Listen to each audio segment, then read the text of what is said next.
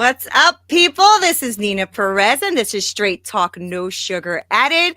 I am so excited to be with you today, and I love bringing on people on here that's going to challenge and transform your thinking. So today I have Morgana Rae, and she is an international best-selling author, an award-winning entrepreneur, and a seven-figure mentor coach for over 27 years, and putting love first to build wealth and impact. Now, she is really widely regarded to be the world's leading authority on transforming relationships with money. And you guys know we love talking about this kind of stuff on here. Morgana, thank you for being here. How are you today? I am doing wonderful. I am getting ready to take off for Costa Rica. My husband, I met him when I was 45. I got married for the first time in my life when I was 47. And he came up with the idea, let's get married 100 times in 100 countries. So in the last, I guess, what is it? I'm like running out of numbers. I think it's 8 years in May. We have already been married 25 times in 20 countries, and we are going to add our 26th in Costa Rica because it kind of shut down for a couple of years for obvious reasons. Yeah. And now we're going to jump back in. That's beautiful, Morgana. That's beautiful. I actually was just talking to an entrepreneur in Costa Rica, and she actually went there for vacation and stayed. She bought a house and stayed. I'm like, okay. I was like, do you speak Spanish? She's like, nope. I said, were you with somebody who's from Costa Rica? Nope. She's like, I came down here because of the pandemic. I wanted to be in a place that was a little more freeing. She said, I fell in love, bought a house. I'm like, all righty then. So you might stay, Morgana. You might stay. There are places that are like that. San Miguel de Allende, Mexico. It's like one of those places nobody goes once. And I have been house shopping there. And then our last wedding was in 2019 in Portugal. And now I'm like hooked on Portugal. So I'm open. I've always wanted to spend some time of my life living abroad. And I think it would be fun to have a second home in another country. So I'm totally open to that possibility. That's exciting because you're doing it with a partner that wants to do it with you. How fun is that? Well, there's a piece too that for years, I mean, I met my husband when I was 45, but I had been searching since I saw my first Disney movie at 3. Aww. And I chased Brian Patterson under the piano on his 5th birthday, and he was the older man. So I'd been looking for a really, really long time. Right. And I had been telling the universe for years because I was going all over the world and speaking on what I'll talk about here, relationship with money. But I was like speaking in Norway and speaking in Australia and all these amazing places, like fun, gorgeous, romantic places alone.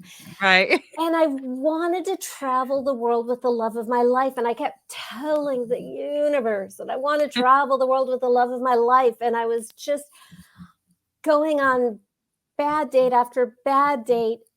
And then this guy with the like on one of the online dating apps, OkCupid, named Travel Guy. Oh, perfect. And that's who I married. That's a perfect name. Right? And he's the one who came up with the idea, let's get married everywhere in the world. And I was like, easy, yes. So that is so beautiful. That is so beautiful. So Morgana, I love that you started with that, right? Because it just shows the beauty of love and connection and all of that. And I do want to talk about you. I want to get to know you a little bit better. So I want to know, well, be a being speaker and going through all these countries and all that great stuff. What got you to that point? What made you want to even get into all of that? Oh, the ugliness. By the way, I love it. And the happy love story. I mean, that didn't start out that way either. I'm a late bloomer in everything. So for anybody watching who you think it's too late, it is not. I love that. So I got into coaching in 1994. So we're now in my 28th year, and I'm 50. I just turned 55. So over half of my life now I've been coaching. And I started coaching back when I was an actress because I was living in LA, and it's a rule. It's like, you can't live here unless you pursue acting. It's like Oh. in the bylaws. And it was so soul crushing. Obviously, I'm not an actor anymore for a reason. But I would, during one of those super dark nights of the soul, that was my entire acting career, Mm. I got a flyer for a coaching program for entertainment industry people, a company called Flash Forward. I don't know if it still exists, but it had a testimonial from an actress friend of mine who I had known when she was nobody, and then she became very successful. And so her testimonial, the whole social proof thing, I was built for me. Like, I just, okay, sure. And so I took this program, and it was so impactful for me that I wanted to be a volunteer coach for them. And that's how I started. So I started, and I would get just a batch of like actors, writers, directors, and producers who were stuck. And within a couple of weeks, one of them was winning an award, another one was booking a lead role in a TV series, another one was selling his, first film ever for $1 million, which was a lot of money back then. And I was so happy helping other people instead of focusing on my own insecurity and, hire me, that people were writing films for me once I started focusing on them. And I was so much happier helping other people that after a year of just booking everything I auditioned for and working nonstop, I was so miserable as an actress that I quit.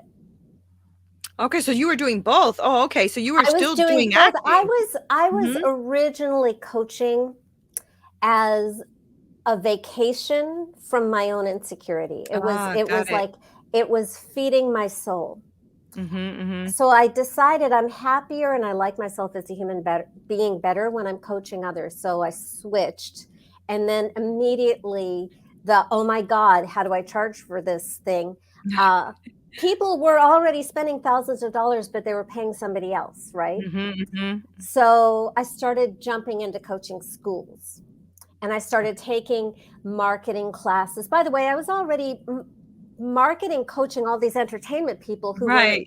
winning awards and becoming celebrities, like, names that you would know. And so I'm taking all these classes to learn how to make money myself. And I'm a good student. Even when I was hit by a car, thrown in a coma for a week, came out with a Jeez. really traumatic brain injury, and I was homeless, I still graduated as a National Merit Scholar from high school. So, tell me to do something and I'll do it, and I will do it to the best of my ability. And I kept taking all these classes, getting more certifications, taking more business classes, and more people were wanting to hire me. And I was living in Los Angeles, struggling to make $100 a month with, testimonials and beautiful marketing and website and business cards and brochures and taglines and a vision board and mantras and people in Southern California who will wave their hands and change your money DNA and blah, Right. blah, blah, blah, blah, blah, blah. Right? I live Right. in the, You try it all. Yeah. right. And I was still making $100 a month, even with more That's and deep. more certifications, more skills, and it just didn't matter. And I never set out to be a money coach, obviously. Like, it was never the highest value, obviously. Like, Right. I like helping people, but I was failing so painfully at this, and I was doing everybody's program out there, right? So I had affirmations, and I'm making $100 a month, which will pay for rent nowhere in Right. Los Angeles, much less Right. food or gas or anything. So, going into debt and still working with a coach. And I hit my bottom. I grew up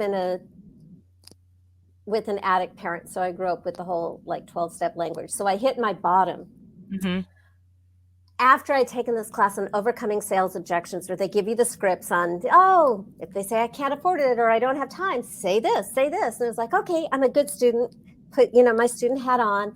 And I would go out there and I had a reputation. People wanted to hire me. I would overcome their objections 7 times in a row because I'm a good student. I overcame their objections. And 7 times in a row, the clients did not show up and did not pay me. And that's when I completely ran out of like my last ounce of hope. Yeah. Yeah. And So I can see how that can happen, right? Because I think that's happening actually a lot now as well, right? I mean, you're talking about, in the 90s, right? And this happens now, today, Morgana, because like I'm always saying this, but I believe it. It's like we are inundated with information, but we're starving for wisdom. And what's happening is we're all like, I mean, I was talking about this the other day because I had like 15 or 20 tabs opened up in my computer and I'm like, what am I doing? Right? Like this is not productive. Even though you think you're being productive because you're so busy. But that sounds a lot like my journey before. And a lot of the clients that I have too, they're like in this, I'm stuck, I'm taking that course, this program, that, but I have this coach, I have that. It's just like that's the problem, actually. It's not the solution, it's actually the problem. How did well, you figure that? Like, what was that aha that's moment? Yeah, what was that thing that's for you? the shift came up like right after that. So here's the thing is all those classes that I took were most of them were really good classes. Mhm. Mhm. And the coach that I had was a phenomenal coach. And what I've really come to believe, because I've coached thousands of clients over a lot of years now, and it is my experience, both in my own life and coaching others, that when you're actually doing everything you're supposed to be doing, all the things that are supposed to work, right? Right. Mhm. That worked for other people, and it maybe they aren't the right things, maybe the class or the coach is crap, I mean that happens, but maybe all that stuff is really good stuff. But when you're doing everything you're supposed to be doing and trying all of it, for a period of time, and the results you're getting really don't match Mhm. what Mhm. you deserve, and it's even more painful because all these promises are being made when people are selling you stuff, and then you Right. feel like such a loser, and there's the disappointment Mhm. because you put all your hope on, if I just learn this. Oh, and that's where I was like I had tried everything and I still managed to fail, while people who were not getting nearly as good results for their clients were actually making money like grown-ups. So Right. I had Right. that huge shame and rage going on simultaneously, and I was in such a bad place. I remember being in that tiny little apartment that I couldn't afford and dragging, the little blackout shades closed and getting on my bed and lying down and just screaming and crying and screaming and raging until I had nothing left. And I didn't want to be alive. I just was frightened. I was furious. And Mhm. I didn't know what to do anymore. And when I cried myself completely out, I had 2 thoughts. One was that maybe money needed to be my next area of spiritual growth, which doesn't mean that's true for you. I'm Right. from Southern California, like it's in the water. Uh, and maybe if I hid money in the little spiritual box, I could deal with it. The other thought, which I think is more important, is I got curious about what the heck was going on inside of me that couldn't be with money. And I'd Mhm. never thought of Mhm. that before. And the change happened. I think I had a call with my coach the next day. It was really, really soon. And I poured out all my failure, all my grief, all my rage to my coach. And I don't know where it came from, but he came back with the most bizarre question that changed my life. He asked me, if your money was a person, who would your money be? Hmm. And instantly I saw who my money was. And in that moment, my money was this big, scary, dirty, violent biker who terrified me. No problems with It's bikers. It interesting. was this one, right? Mm-hmm. And I Mm-hmm. didn't know that I felt that way about money, that it was dirty or violent or scary or caused fights or was a danger to me. I had no idea that I felt that way. That's interesting. But when I saw that guy, all this stuff that was going on unconsciously was suddenly visible to me. I could suddenly actually see my relationship with money as a real relationship, not some abstract concept. Mm-hmm. And for Mm-hmm. the first time in my life, my financial circumstances made perfect sense. That Wow. no matter what I did, no matter how hard I worked consciously, if subconsciously I knew that money was dangerous, what caused fights was a threat, unconsciously I would create distance. And that's Right. what was happening. So it didn't matter what I did. So I believe very, very strongly in both. I'm not a sit on the couch and visualize a pot of gold kind of coach. I'm not that kind of coach. I really believe that action Mm-hmm. is magical in itself. It's empowering, and we want you to have all the power. Mm-hmm. Mm-hmm. Uh, but in my experience, when you're taking the actions and things still aren't working, you need to look under the hood. Yeah. And for me, having been in the coaching world a long time and trying all these other modalities, the only thing that really made this relationship real and changeable was when it became a person, because suddenly it was so real. And fortunately, I have experience being a human being of a certain number of years of being in relationships with other human beings. Mm-hmm. So I know how to end a relationship. And I knew that if that guy was my money, I could never have money in my life. So he had to go. So Mm-hmm. I got rid of him. We can go into that later. And that created a new problem, which was I live in Los Angeles and now I have no relationship with money at all. Right. Right. Wow. So, and here's something really important because you know, want everybody watching and listening to be able to do this for yourselves too, is when the monster, what I now call the money monster, is gone, you will know it and it will feel different than anything you've experienced in your life. Because for me, I never knew that the monster was there until he was gone. And then it Right. was like, wow, he's been around me in my life, a presence my whole life, so much that it's like, a fish swimming in water isn't aware of the water, but if you take away the water, it's like, wow, it's gone. Right. So That's I good. felt this empty gap, and I thought, I can't leave this empty because I don't want him to come back. Right.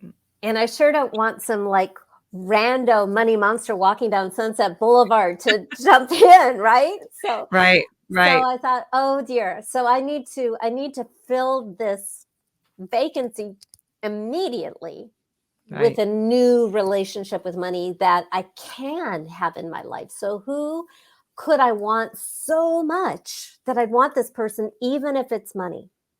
Which may sound weird to you, but if you think about the last horrible breakup you've ever had, whether it was a lover or a friend or a boss, job, whatever, the last horrible breakup you ever had, it's like the last thing you want to do is jump into that again. So, Right. but I needed a relationship with money. So I needed a relationship worth having. So I asked myself that question, who could I want so much? And fortunately, because I entered this process with like such strong emotions, and the monster was so real and then so gone. When I Mm. asked myself that question, the new person showed up really easily, Mm. which, by the way, is unusual for me because I'm like a bad visualizer. Right. And the new person was the complete opposite and didn't feel like money.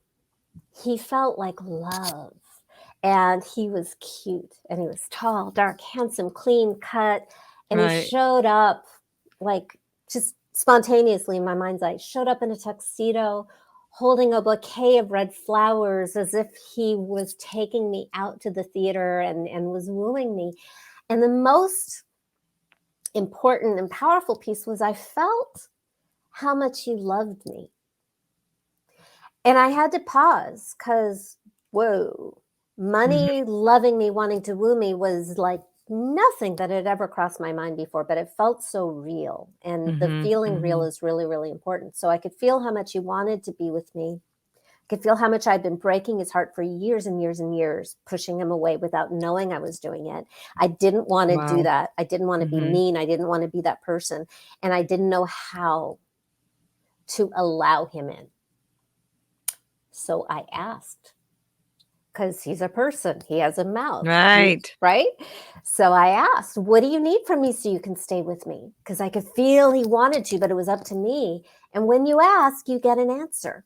So I asked, and he said, I need you to love me and stop treating me like a monster. I was like, fair enough. That's it? Okay. What does that look like? And we talked about that. And I had this image of like him trying to bring me gifts for years. And I would go, ew, scary, right? And those gifts would look like clients or people who wanted to hire me saying, how do you work? What do you charge? And I would freak out with all the discomfort in the world of like taking somebody's money as if I was going to harm them when they wanted to hire me. Right. So I made a deal. And I promised that next time he brought me a gift, I would say, thank you. And that would look like, this is my fee. Isn't he hot? Yeah. And I love that.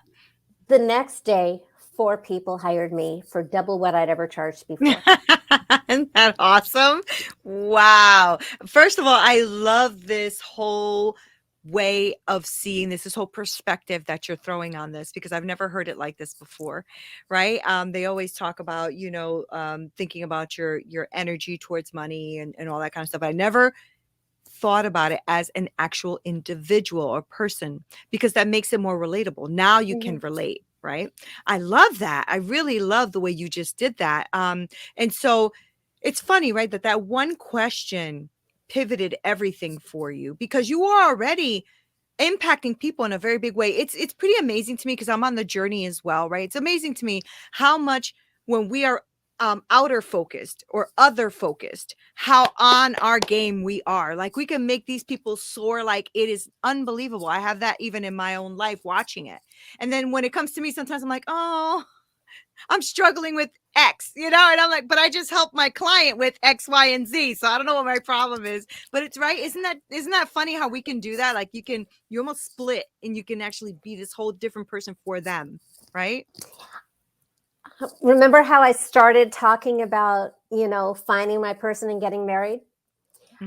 I had been, this was now in 2012, and I had been teaching this process I call financial alchemy. And I kind of told you my story, but when I started doing it with other clients, I had to reverse engineer and really figure out how to make it work for other people. Because I found that just asking, well, if your money was a person, who would your money be, didn't work for anybody.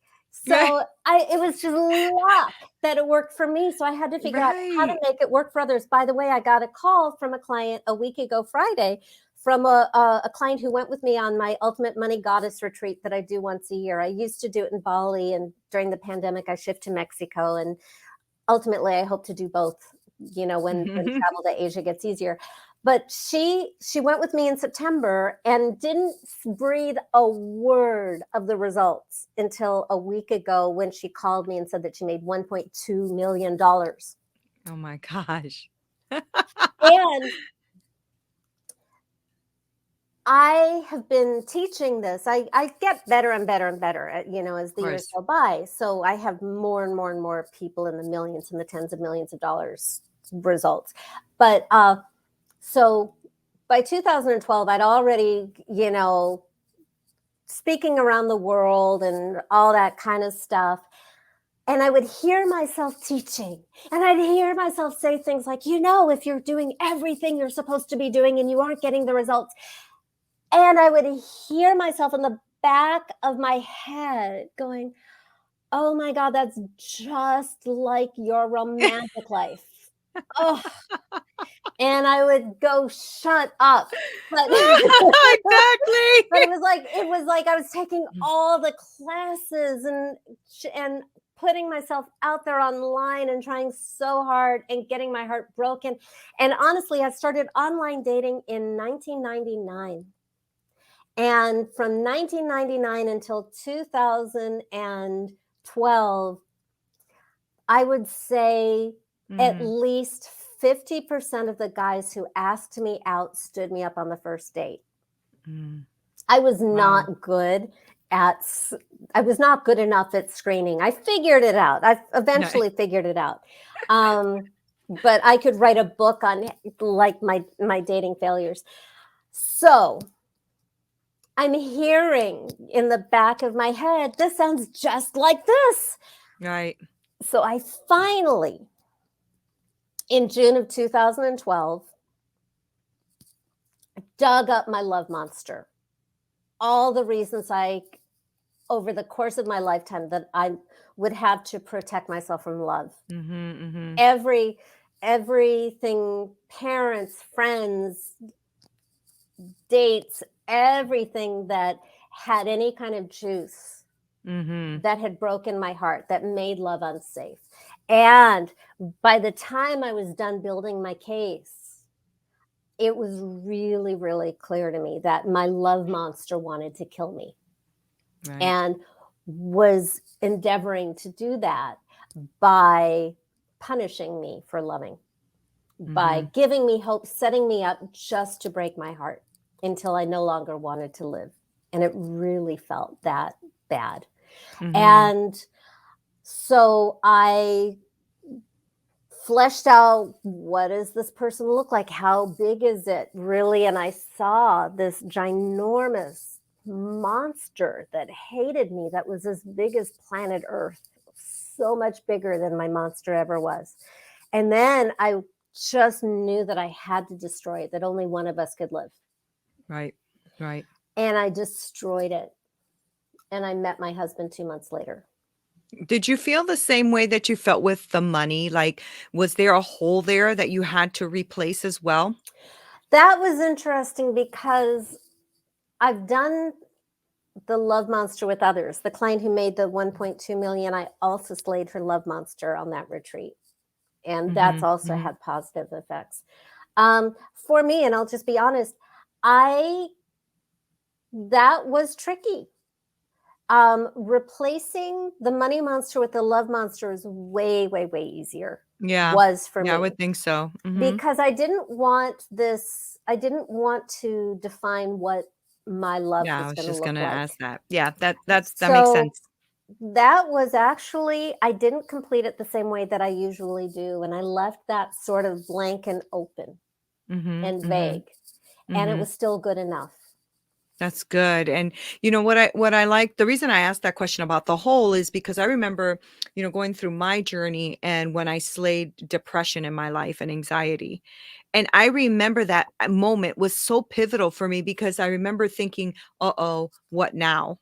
Like who will I be now tomorrow when I wake up without depression and anxiety, because I felt it break. I felt it like leave. Right.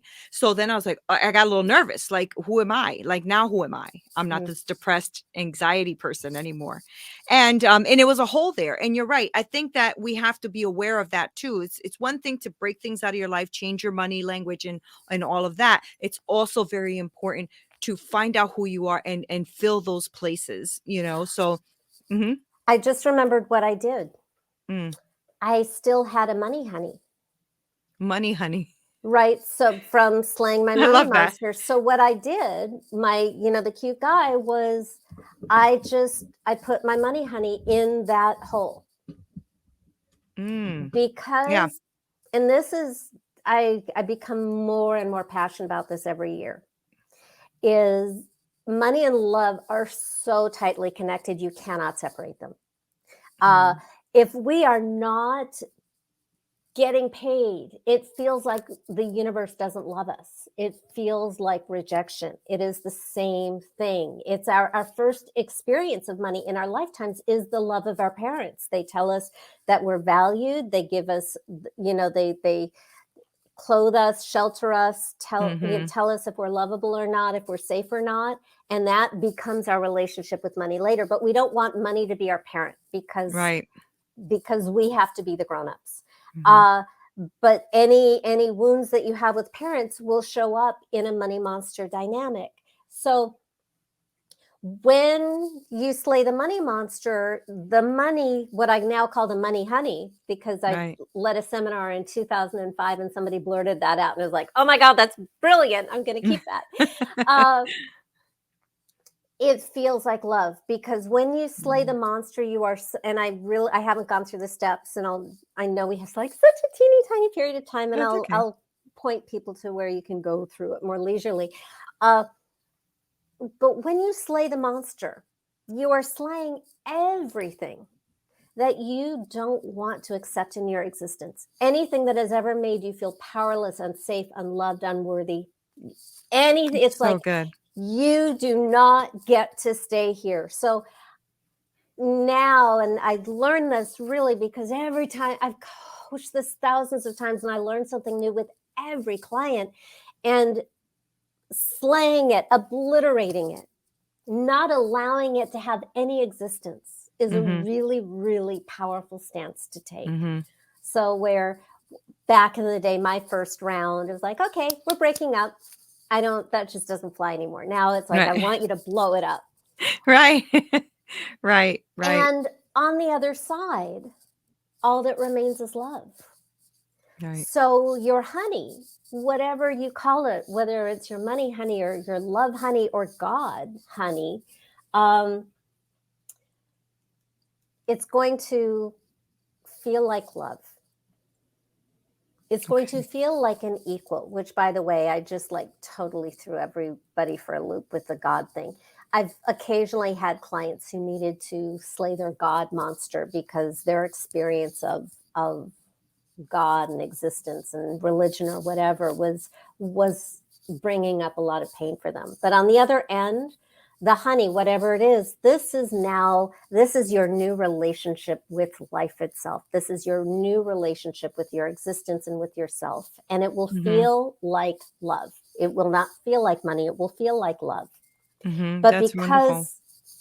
Thank you, because money is an area of life that needs our love and our healing so much as individuals and as a species, for us to really honestly survive and not destroy each other and ourselves. We really, really need to start from a deep well of well-being, of I am enough, and enough is enough. And when we feel loved, when we feel safe, when we feel whole, then we are more inclined to be generous. We are our best selves. My whole thing is, the more loving you are, the more you prosper. Like when my money honey said, I need you to love me, it wasn't that icky, the love of money is the root of all evil. Ick. It's not scarcity. It's not greed. It's not exploitation. It's not harming. It's that feeling of love that makes you generous, kind, selfless, and at the same time to make your money honey happy or your love happy or whatever you call it. The best way to make this beloved partner happy is to be kind to yourself. I mean, if you think about what it's like for you when you really love somebody who's self-destructing, and what torture that is to be with, what a nightmare that is. Like, all you want is for this person you love to get how wonderful they are, to be nice to themselves. Your money honey wants that too. Your money honey really, really, really wants you to see yourself through the eyes of love, so that you can be the powerful, creative, magnificent, human being and force of life you are. Mm-hmm. Now, do you work with just women, or do you work with women and men, or who do you work with?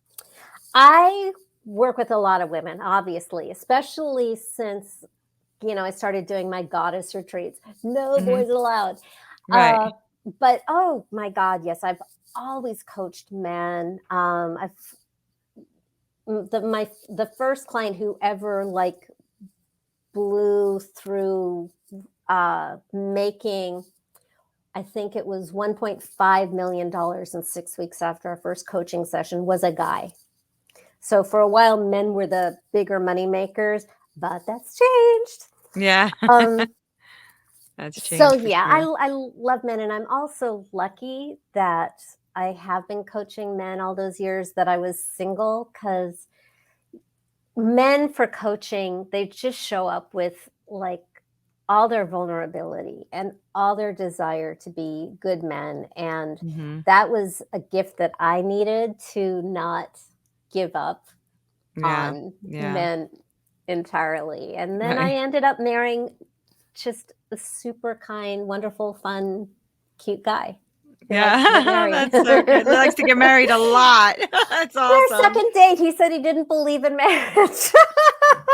Oh, that's funny. Well, he's Right? changed around quite a bit. Yeah. That's amazing. So, Morgana, before I let you go, I do want my audience to know, how to follow you and maybe join your program and be a part of all of that. So, can you give us like where everybody can see your content? Absolutely. Mm-hmm. Absolutely. Because we've had so little time, and I don't even think I named the 6 steps. So, everything you want to know is Mm-hmm. available at morganarae.com. That's like the mothership. Okay. So, hundreds of articles and videos. So, freebies. There's a easy peasy money love quiz. That's where you should go on the homepage. There's a beautiful opt in with a 4-part video series. That's great too. And the money love quiz, I promise, it's quick, it's easy, it's pain free. It just assesses where you are on your journey. I believe we are Mm, all on the same journey to abundance, to live lives entirely focused on love and lifestyle and legacy. And so you take that quiz, and based on where you are, I know what to send you that's to great. Yeah. take you forward. And I promise, promise, promise, I always send you something free, and I give some advice for what is, your next step. So yeah, you can dive into all the 6 steps. Uh, Take as much time as you need. My book, which is right behind me, is there, morganarae.com, everything you need. Yeah. What's the book about? Same thing about money and love Financial and Alchemy, okay. 12 Months of Magic and Manifestation. So Oh, yeah, it's about the okay. process, Okay. lots more detail, and actually even the transcript of a coaching session that I did with somebody, so you can Oh, wonderful. follow the whole journey. And then there's a 12-month system, self-coaching system of magic and manifestation. One of my favorite private clients, Pam, had her first $250,000 sales month using, oh, I know it's the camera. yeah, using my book on her own before I ever knew she existed, before she hired me. Oh, that's So amazing. That's great. I created the book because I'm not capable of coaching everybody in the Yeah. world, right? Right. But I want everybody to have a money honey, because that'll Yeah. make the world a better place. So that's why I wrote the Yeah. book. And I'm really grateful to you for bringing that here to Straight Talk because I have a really beautiful audience and it's majority women. But these are like the real, like really important topics that I know they love to listen to. And so I love that you showed us a different perspective. That was a really beautiful, different perspective with money. And many people, especially now after COVID, are doing that. They're struggling with that pivot, with that change, with what money means and all that kind of stuff. So this is going to be super important and a great podcast for them to listen to. So I really appreciate you taking the time to be here, Morgana. Thank you so Thank you. much. Thank you. I'm grateful. And guys, I'm grateful for you. You're always here. You're always like supporting. You're always sharing. So thank you for being a part of Straight Talk, No Sugar Added. Again, don't forget to like, subscribe, and all that great stuff. If you have any questions, it's hello@straighttalknosugaradded.com.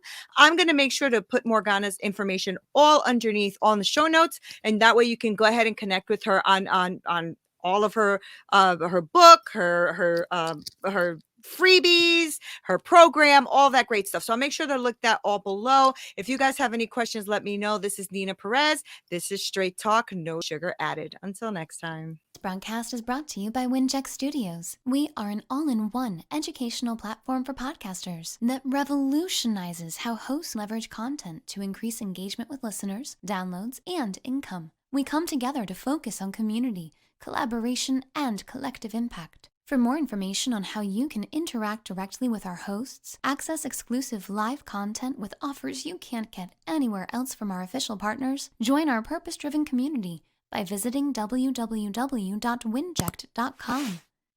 If you're ready to build a career doing what you love, then we're ready to see you there.